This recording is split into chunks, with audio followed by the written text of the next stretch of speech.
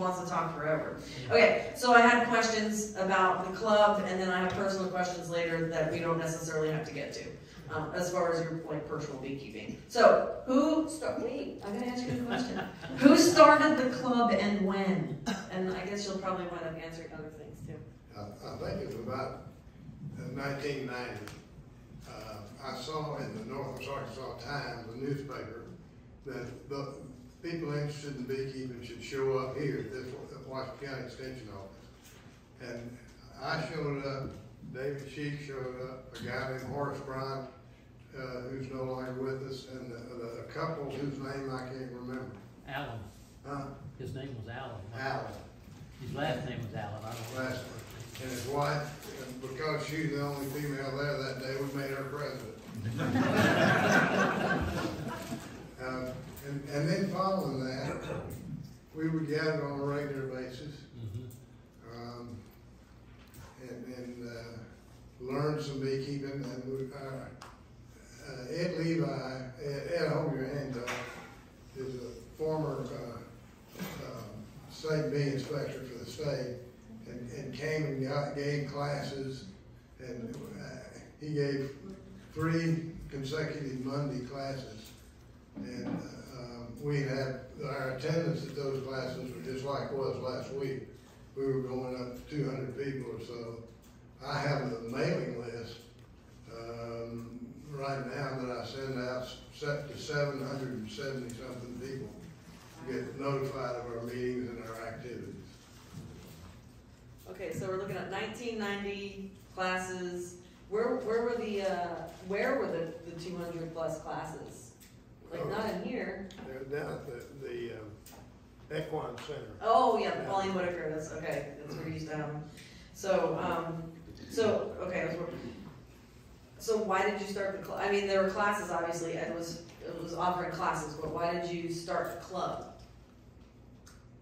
The classes for the club? Like, why did you start the club itself, NWA BA?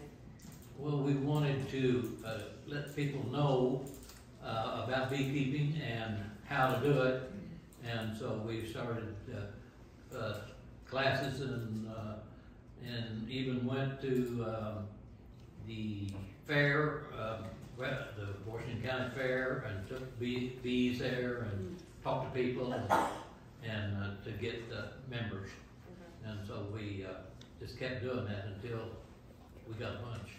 Because there was only 5, the first meeting I went to, there's 5 people there. Right. And we said, we got to do something.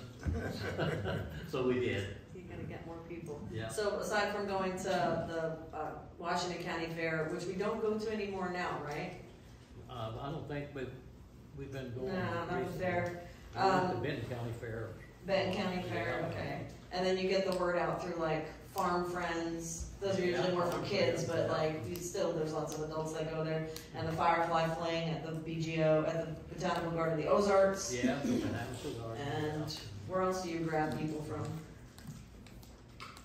That's it.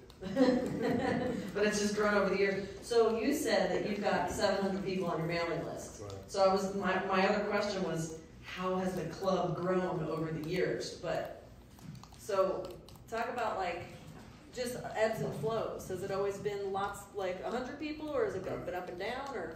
Well, like David said, we started off with 5 people, and we gradually increased those, and especially with classes. When we get 100 or 200 people in the class, that would bring in attendance at these meetings was very dependent on what's going on. Like in November and December, we actually canceled the classes for a while, but we canceled the meeting.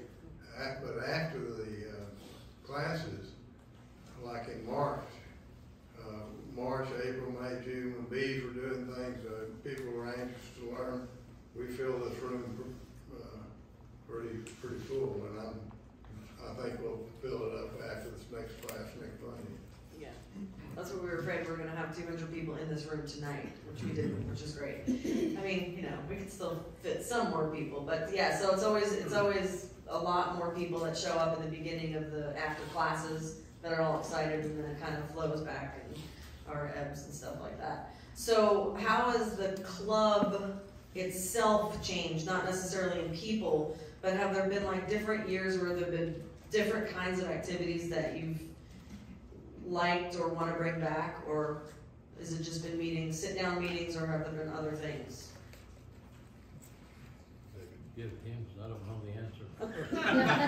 He said I only can answer yes or no questions, or ask yes or no questions. Other activities that we have are at least one field day a year, where one of our members will have a few hives, and we'll invite club members, Wimbacher's on it. Do we have a date for this year?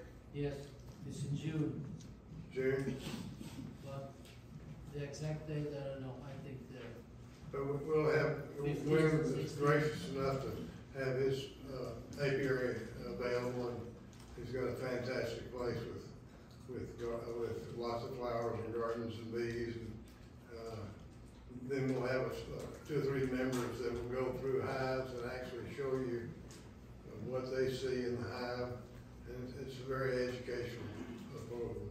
And another thing that I'm very fond of is a mentorship, and I'm going to talk about that later, but if a new beekeeper can establish a relationship with an existing beekeeper, that's a huge way to learn about bees.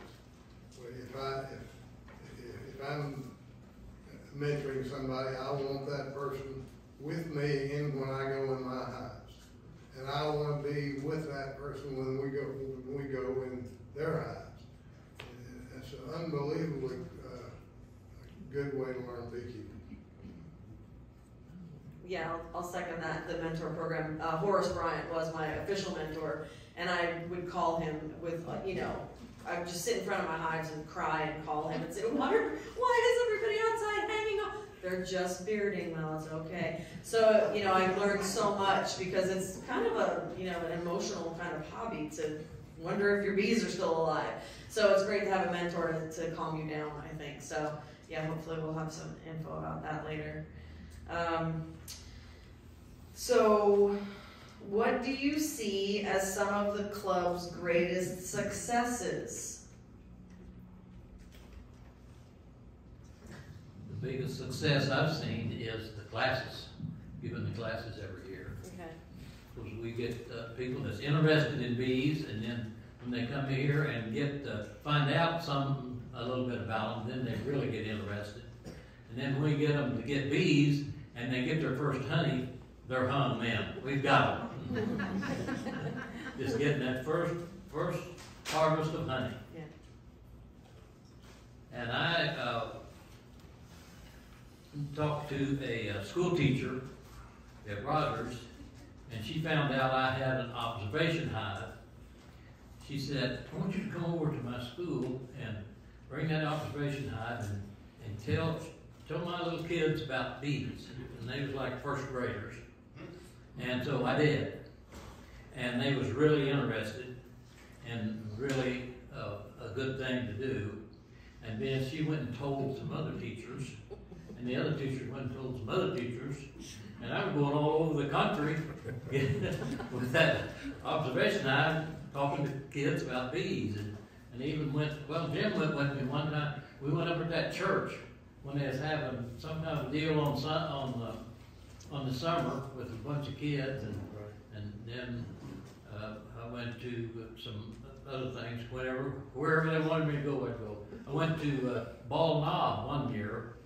They have a program down there for young kids with cancer, and they're there for a week, and they have all of their holidays in that 1 week. They celebrate holidays in that week, and they said, we want you to come down here and talk to them about bees. And I drove to Bald Knob and give a talk about bees, and it was very rewarding to me and to them. Yeah. So yeah, it sounds like David has done lots and lots of outreach with kids and probably adults too. Yeah. I would think. You go out and talk? I used to, but I don't anymore. No. Because if you say yes to one of them, there'll be another 100 call you. And it's hard, it gets harder and harder to say no. Right. But, Yeah. I've talked to our church a couple of times. Okay. Yeah, and another, like, so we're on this, like, what does the club do? Like, it educates a lot of people, like a lot of just general folks in the public. It does a lot of outreach, you know, for classes. It's almost time. Does a lot of outreach for kids and stuff like that. But then there's one other service that I've noticed that the club does, and this is something that he's been in charge of for a very long time, which is creating a swarm list and keeping people. So talk about the swarm patrol. Well, I was hoping that next week we could have a part of that, but I'm sort of the coordinator of swarms. I've got my name and phone number out in lots and lots of places that I add through those. And I'll tell you the requirements. First of all, you got to be a member. I'm not going to give freebies a non-member. But we have a lot of people on the swarm list, and from everywhere from the Missouri border almost to Van Buren, I get calls for swarms, as well as the 4-county area here. But what I do is, once I establish the list, if I get a call, then I'll look at the list and find somebody that's closest to that swarm. If they say, "Oh, I can't go," or their phone number they don't answer the phone number, I kick them off the list. No, not really.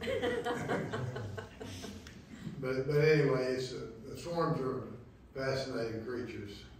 Some good qualities and some not so good. We're fortunate in this county, in these counties, not to have the Africanized bees. But I'm told that every county in the state of Texas is Africanized to some extent. I won't get into that, but yes, the swarm list will be out pretty soon. Okay. And I have a personal swarm list story. I don't know why I was doing this, but I collected the swarm list for you at some point many years ago. So I like handed out the paperwork or something, and people would sign it. And I cut out your answer because it was the funniest thing I'd ever seen. I don't know why I thought it was so funny, but it was like name, phone number, will you climb a ladder? Yeah, buddy, it said. That's what he wrote on that. And I had it on my refrigerator for years because I thought it was the funniest thing that he would ever. Yeah, buddy, will you climb a ladder? Is that still a question on the? No. Anyway, it was a great one. And also, I've seen Jim coordinate other retrieval of bees as far as cutouts go. And the most memorable one I got to work on with was the Markham Hill, the inn up there, when they were refurbishing the inn. Were you there too for that? Yeah. They had picked up the whole building to move it for some reason. It was on I-beams. They had 3 colonies in it. Yeah, there was giant colonies in there, so he was able to cut all the walls open, and we got to move everything, and that was very exciting. So anyway, so lots of bee wrangling these two guys have done. So I'll ask a final question, and it is, and I don't know, this is maybe something you have to think about, or who knows. Where do you want the club to go? Do you want things to? Where do you want the club to go? Yeah. How about we go to Washington, D.C. and protest?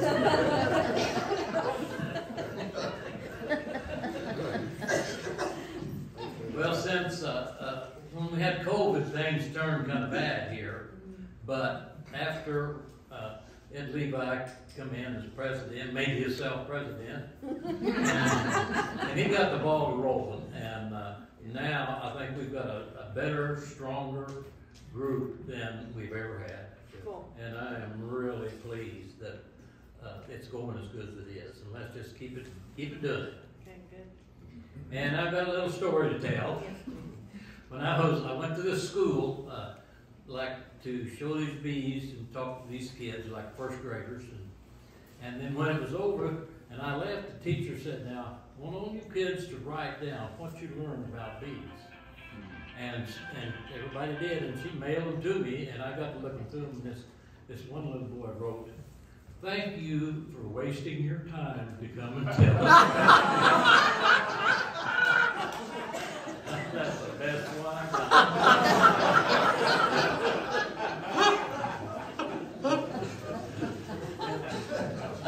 Oh, man. You gotta love the kids. Well, sure. Our time's about that. Yeah, the time's about done. I'll make up answers for you later if anybody asks questions. So, anyway, Dave G, Jim Pickett, thank you very much.